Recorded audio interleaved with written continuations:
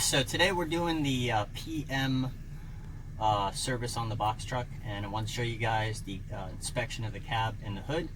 I looked online, couldn't find anything good, so we're going to make my own. So first we start with our cab inspection. We're going to start with our instrument controls. So here I have my instrument controls. The first thing I'm going to do is I'm going to turn the key to the on position, and when I turn the key to the on position, you'll see all my gauges are going to light up, and then they're going to do a full swing.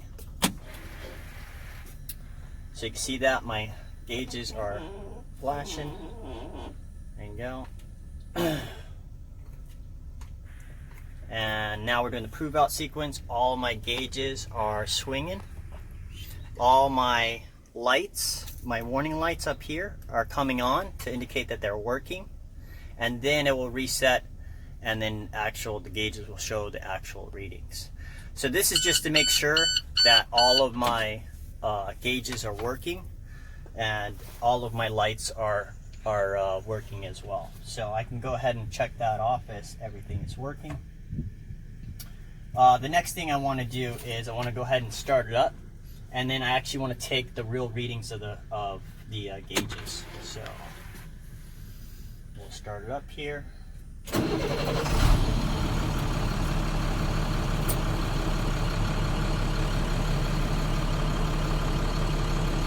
Okay, so I can see I'm going to start on the left side and just start working my way over. My transmission, I don't have any heat in it yet. Same thing with water. So what we'll probably do is we'll stay here a little bit, and while I check the rest of everything, I'm going to allow this time for these two gauges to start reading and come up with temperature. You can see my oil pressure. I have oil pressure at about 50 psi. And when I rev the engine, I can see it's moving, so I know that that is actually reading. I'm getting a good reading, so I'm okay. The next one is my tachometer, and my tachometer seems to be working, and it seems to be correct because that engine sounds about 700-800 RPMs. My miles per hour is my next one, and probably that's something you're going to check probably on your way in here, but I could actually check it real quick by putting it in gear and going forward and taking a reading. My next one is the voltage, and you can see I have voltage. I have 14 volts, which is actually good. I'm looking at my fuel gauge. My fuel gauge is showing pretty close to empty. I'm going to note that because if I have some operational problems later, it may be due to low fuel in the tank. So I'm just going to make a mental note that, hey, we're already low on gas. I'm also checking my air pressure gauges, and I have my primary and my secondary, and I can see that they are working correctly and they're taking an actual reading. I'm going to go ahead and then look in my information sensor, and I'm going to make sure my information sensor is working properly so I can actually check things. Oops. And you can see the information center is working. My gear selector is working. The next thing we're going to look at is we're going to start playing with all the controls. So I'm going to start again to the left side and just start working with all my buttons. I want to make sure that all the buttons are working correctly. So I'll go ahead, and you can see on this side I have my mirror. That's for the mirror heater. My headlights, and I'm turning them on. See that actually changes the gauges there. You can see the backlighting comes on, so I know that's working. I can go up and down with the backlighting control, so I know that control switch is working correctly. And then I'm going to go ahead and I can check my flasher switch, and I can see my flasher switch is working. I'll go ahead and now I can do my wiper. So I'm going to actually check the wipers. You'll see that on your inspection list. That's something you got to check anyway, so now's a good time to do it. So here I'm spraying water on the windshield, and I can see I got a spray going on, and my windshields are wiping them, and did a pretty good job. And I'm going to go ahead and turn the wipers on to the low, and then the high, and make sure that they're working correctly. Now I could go ahead and check my turn signals, because this is also a turn signal switch. Remember, it's a multi-function switch. I see my left one works, my right one works, and my high beams are working. So that switch is working correctly. Then I'm going to move over to my steering wheel. You can see on my steering wheel I have a button for the horn. A horn is another safety check that we have to have. I want to make sure that the horn works and that we can hear it from 200 feet away. And we can hear that. It's nice and loud. We have cruise control, which we can check. We'd have to do that while we're actually driving. I can't do this right now. But that's something you could check on the test drive. We'll work our way over to this side. Here you can see this is my work light. I can turn on and off, and I would go outside and check to make sure that that work light is on. This is the dump switch. This is going to dump all of the air out of the back, so I can flip that out. I can hear the air coming out of the suspension, and I can also feel the back of the truck is dropping down in height, so I know that that is working. And when I switch it off, I hear the air stop leaking out, and I can feel the truck starting to raise back up again. So I know that dump valve is working. All right, and then we'll move over to the center of the dash. We have our radio, and I can see my radio is working. Our parked regen light. This is only gets used when we're doing a regen. I just want to make sure that it has power and it's working. And I can see it does. We have our AC. I'm going to hold off on the AC right now until we do the AC check. I'll move over. I can see that this has an actual auxiliary engine to run the air conditioning unit for the box. And I can see that it actually turns on. And then I'll probably go ahead and I'll start testing the different functions of it and make sure that it works okay. So I can start pressing all the buttons. Basically, you're gonna, every button in this vehicle you want to touch and make sure it actually works. So after that, we don't have any more buttons over here, so we're good. We're gonna move on. We're going to do our next one is our fault codes. We want to see, I'm going to check the engine dash to see if there's a check engine light, and there is none right now. I do have an ABS light on, but I may have some codes stored in memory. So I can either hook up a scanner and pull out those history codes to write them down, or I can put into self-diag mode, which I'll do here.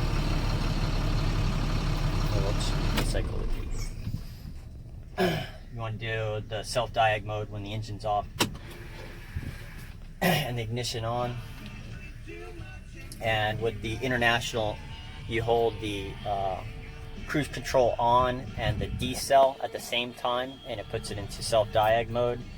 You can see here I have two active codes.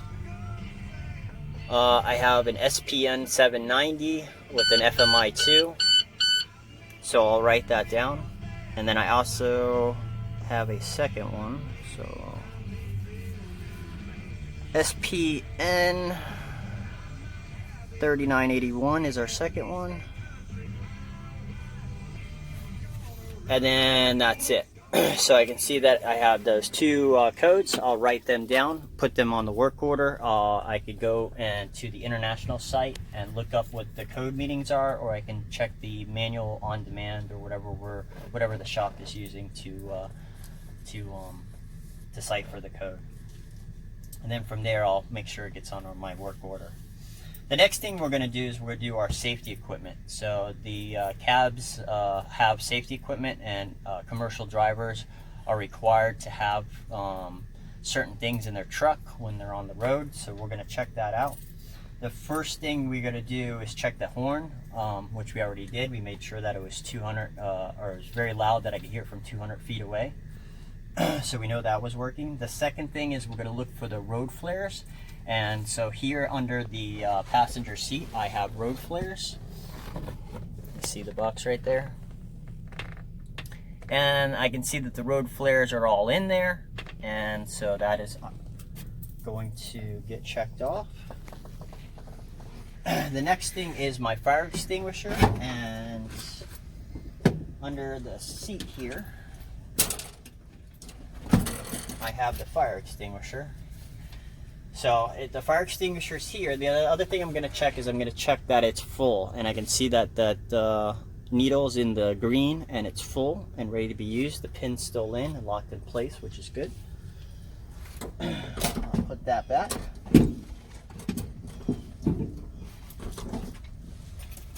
Okay, the next thing you want to do is you want to check the seat belt. So I'm going to start with the driver's seat belt.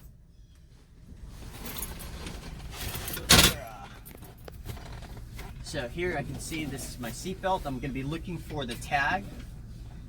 And down here at the bottom is my tag that's on here, and you can see that the Federal Motor Vehicle Safety Standard's on there. The tag is still there. It should have a date of manufacturing on there that I'm going to look for. And this was actually produced in Elkhart, Indiana. The next thing I'm looking for is the stitching. I'm going to check all the stitching. I don't want to see any frays or anything like that on the actual belt. So I'm going to pull all of it out. And basically I'm looking at the condition of the belt. And I don't see it frayed or anything like that. The next thing is they have a safety stitch that's stitched down here. So if you ever see this stitch right here, this stitch is this is to show that it's been used or not. And during an accident, during an impact, this will actually pull. If it pulls hard enough, it will actually pull some of those stitches out.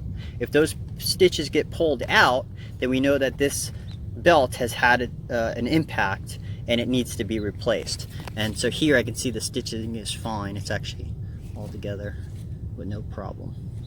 So this is actually okay. The next thing I want to do is I want to check the passenger side. So I'll do the same thing to the seat belt on the passenger side. After that, we're going to go ahead and we're going to check the hardware. So you can see that the seat belt locks in over on this side. And make sure it locks, it doesn't come out, and that it releases easily. The seat belt needs to be anchored, and it needs to be securely anchored and not going anywhere. So you can see that this seat belt, it actually is tied to the floor. It's not to the seat itself. Seat belts always need to be tied to the frame or to the floor, not the seat itself. Just in case the seat breaks loose, you don't want everybody to go flying. You want to be secured to something sturdy. So I'll do the same thing on this side. On this end of the belt, I'm going to go down and look at the hardware down here and make sure that it's secured in place, and I can see that it is behind this cover, that it's locked into place. And I'll do the same thing for the passenger seat.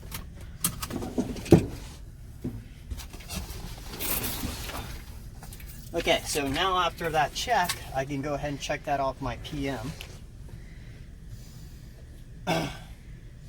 Now we'll actually look at the actual seat conditions. So on seat conditions, we can't have any springs or anything protruding out. So you can see that this seat's actually in pretty good condition. There's no rips, no tears, there's nothing sticking out. The back is on there. It's in one piece. It doesn't move around too much. The armrest seems to be in working order. You can see it's adjustable. I'll do the same thing for the passenger seat and make sure it's in good order. These seats actually have air ride in them, or air suspension. So I'll operate the air suspension and make sure that it goes up and down. And it's got somewhat of suspension. The lumbar I can feel in the back, and it's pushing out and in. I know it's working correctly. So you want to check and make sure that those are operating if they're equipped.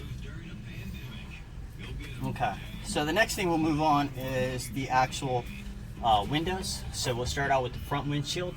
You want to make sure that the front windshield is free of any obstructions or anything like that. We're looking for cracks or damage to the actual windshield, which I don't see any damage. Usually, especially with trucks, we get a lot of stones and stuff that get thrown up here and can damage the window. The other thing we're looking for is we're going to look for the actual marking the DOT from the Federal Motor Vehicle Safety Standard or the National Highway Transportation Administration. And you can see down here, I actually have a DOT number. There's DOT, looks like a 58A3. And so I know that this window is certified to be used on the US highway.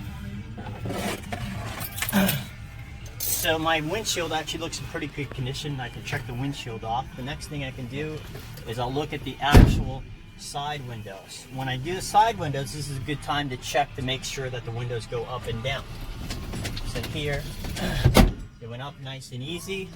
The window's in good condition, there's no problem. I can see that I have a DOT number printed onto this actual window, and I know it's rated for highway use. Same thing with my little side window that actually operates like it's supposed to. And I'll do the same thing on the other side.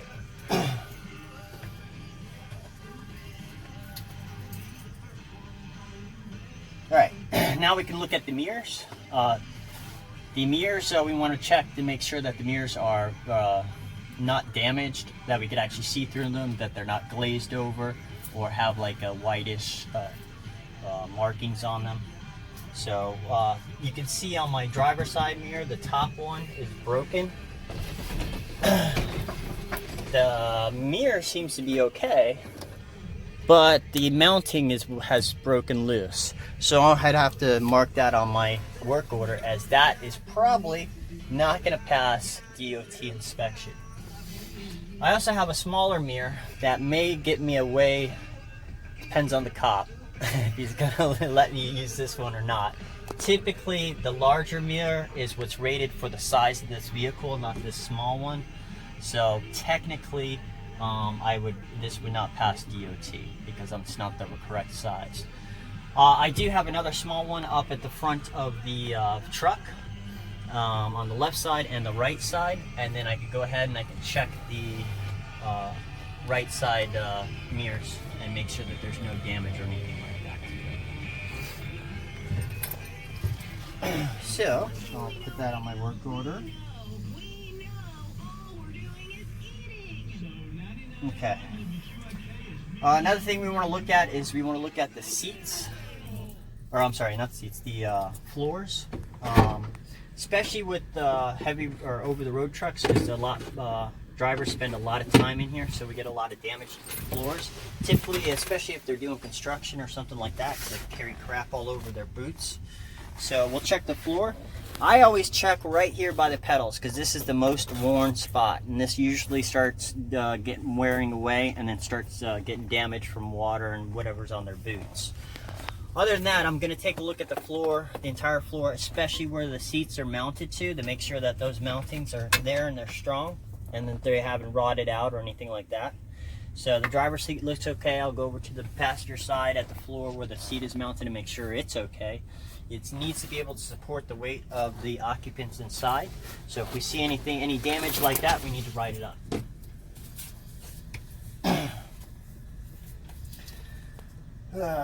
So next we're going to go outside. We're going to look at the cab inspection. We're going to do a visual walk around of the cab and look for any kind of damage. So we'll go outside. All right. So now that we're outside, we're going to do a visual inspection of the outside of the cab, make sure that there's no damage. So here I can see that I have some grab rails. I need to make sure that these grab handles are securely mounted to the cab and there's no damage. They're not going to go anywhere. Last thing we want is a driver hopping up here and then this grab handle falling off. So we'll walk around, and here's that mirror that we saw. And you can see that these mirrors are secure, except for that one. That one fell off, so we're going to have to load that up with the jets. We'll go ahead and check our cab, or our hood. Make sure that my hood locking mechanisms are working correctly.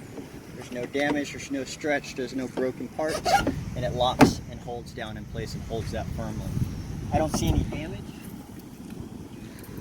I want to check the grills. I want to make sure that this is all nice and free, that air can get in there. There's no broken parts. My mirrors that are attached. Here I can see I got a little bit of cosmetic damage. I'll probably note that on my work order, just because I don't want the customer to blame me for it.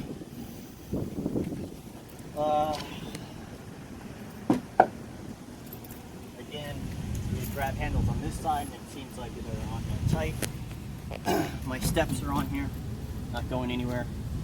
The grab handle, or the latching handle for the hood on this side is working correctly. It's not damaged or anything like that. If I look up on top of the cab, I can see that I have a step. So I'm gonna actually go up there and check to make sure that it's in place and it's working correctly.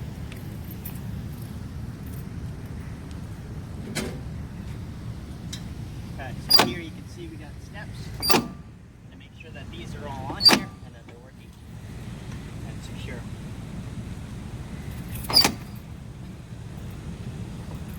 And here's that step that we can get on. And it seems like it's tight, it's not going to go anywhere.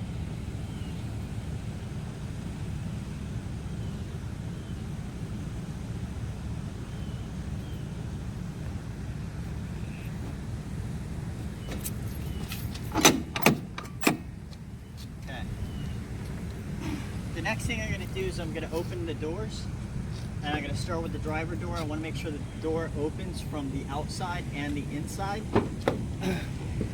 Obviously I opened it earlier to get out, so I know the inside works. The outside works.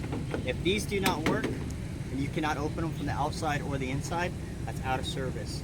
You cannot let them back on the road. Alright, the next thing I'm looking for is the door hinges. If the door hinges start to wear out, this door is going to start sagging.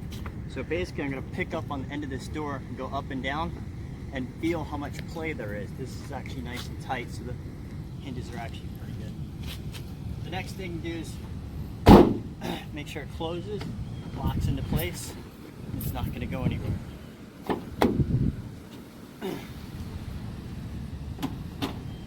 So here I'm going to go ahead and lock it. And I'll lock it into place, make sure it locks the door. And I know the lock actually works. So I'll open it with the key. I had the key. Alright, so this door seems like it's working okay. The next thing I'll look is the actual seal. I want to make sure that the seal's not damaged or there's any problems. If you look down here, right by the foot, you can see that this seal's been torn. This is probably from people stepping on it, and that's probably going to cause a leak. So I'll probably write that up and see if they want to replace that. All right, we'll walk over to our other side and check the passenger door.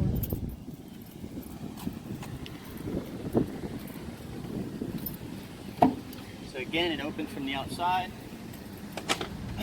Grab it. Doesn't seem like it's any play or anything like that. I'm going to go ahead and lock it. It locks in place. So I can see that it's in working order. Okay, the next thing we're going to do while we're outside is we're going to look at the cab suspension. So the cab, remember, it has its own suspension when it sits on the frame. So some of them are air suspension, some of them are regular mechanical. So if you look down here, you can see that we have our cab mounts, and our cab mounts are actually rubber, and you can see them right there. Those are rubber mounts, and there's no deterioration or anything like that, so that one seems to be okay. I'll do the same thing on the other side.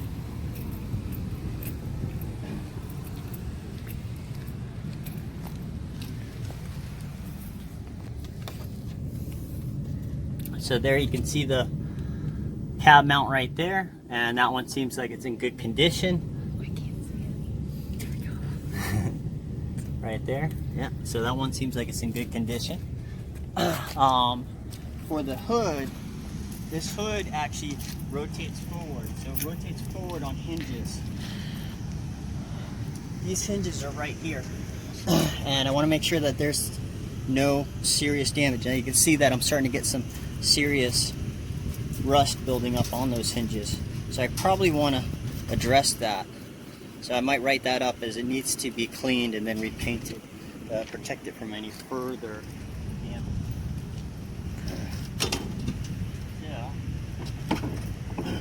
next step is to actually operate the hood. So I'll unlatch both sides. Now I'm going to grab it at the front, at the handle, and pull it forward. Now, I was able to do it pretty easily, and they're supposed to be pretty easy if you have to fight with it, or it's super heavy. Something's going on, something's keeping it from moving, so we'll have to investigate that. The other thing is you want to make sure that it doesn't go too far forward. These have actual cables on springs, and you can see that the springs are there, they're working. That one over there needs to be lubed. It's pretty dry. This one over here seems like it's got a good amount of lubricant on it, but it seems pretty sturdy. The last thing I want to look at is when the hood comes down. The hood comes down on these rubber mounts. Make sure that these rubber mounts are here, because otherwise it's just going to drop onto the metal and it will damage the actual hood. And I'll check that on both sides.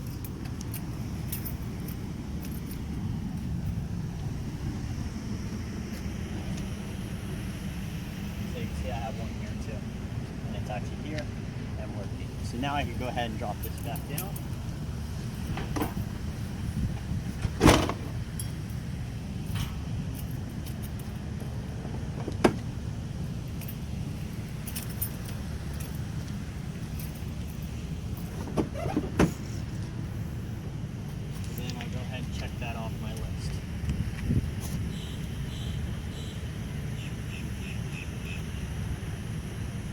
Okay, so the last thing we're going to look at is we're going to go back inside the cab and we're going to operate the AC and the heat controls, and we're going to see if that's all working correctly.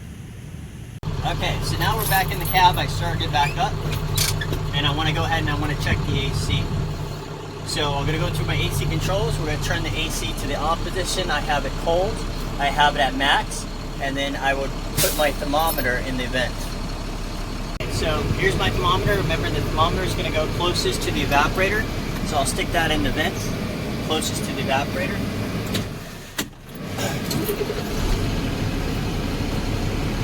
I put my AC, I make sure that I have it on max, and that obviously that I have the blue in the blue there, and my fan is on full speed. Now, you want to have the windows closed, because remember the AC is going to be recycling the air, so it's going to take the air from the inside, send it back through the evaporator, and then cool it down even more and send it back out again. Now, I can feel on these vents that there's no air coming out. All the air is coming out of the window defrost. And if I move my mode door around, it's not changing. If I go down to the floor,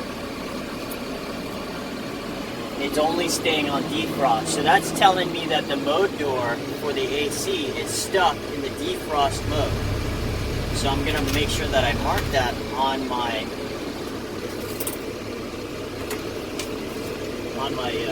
PM sheet, that the mode door is stuck in the defrost mode. The other thing is, since we have air coming out from the vents, I'm putting down there, and I can feel and see that that air coming out is not cold, it's not cool or cold at all. So I probably have an AC problem along with the mode door problem. So what I'm going to do is I'm going to go outside and I'm going to check to see if the compressor is even on. So we'll walk outside and I'll pop the hood. We'll look to see if that compressor even kicked on. Okay, so we came out to the engine compartment.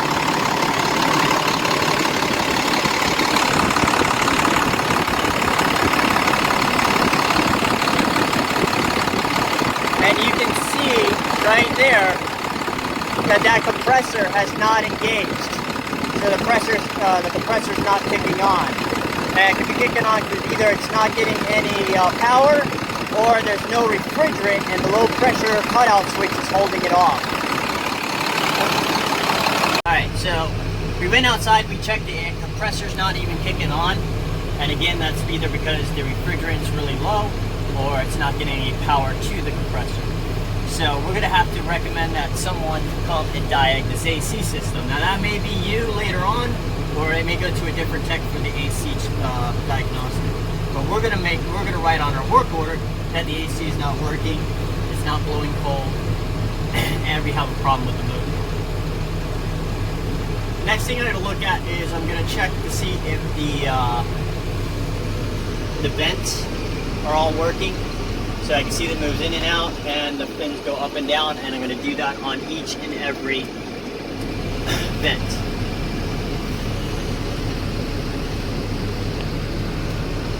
And those all seem to be working.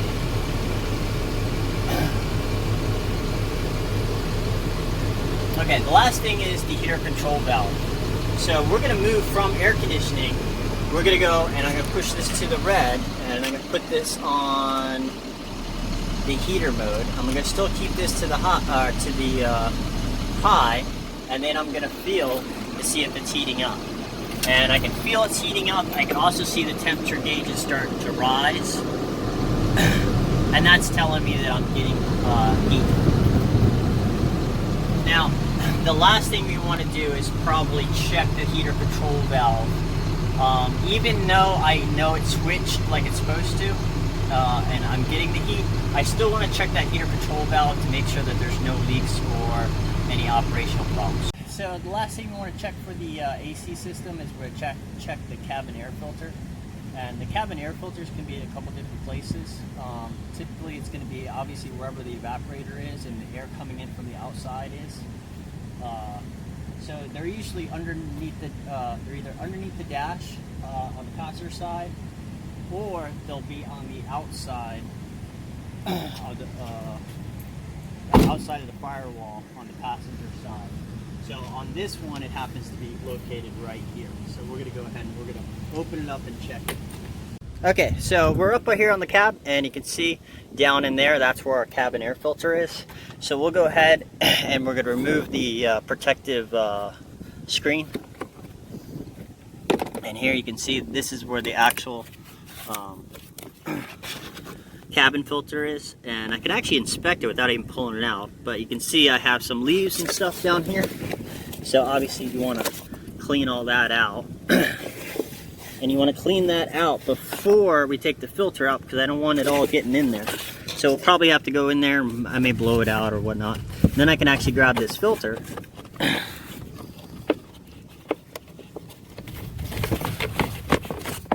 And we can pull that out and take a look at it. So you can see here, I have some discoloration down here at the bottom, probably where those leaves were sitting. And it's causing some mold and some other stuff to grow on this. So I'm going to go ahead and recommend this cabin filter. This probably needs to be replaced. While I have it out, I'm going to look down there at that evaporator, and I'm going to make sure that the evaporator is pretty clean. So over here you can see that the evaporator actually has some crap in the corner there. So I'm also probably going to recommend that we do an evap cleaning. Alright, so we've concluded our cab inspection. Now we can move on to the our next process. If you guys have any questions, go ahead and email me, or you can text me after watching this video, reviewing this video. Make sure that you look at your lesson plan, because I have specific instructions after reviewing this video of what to do next.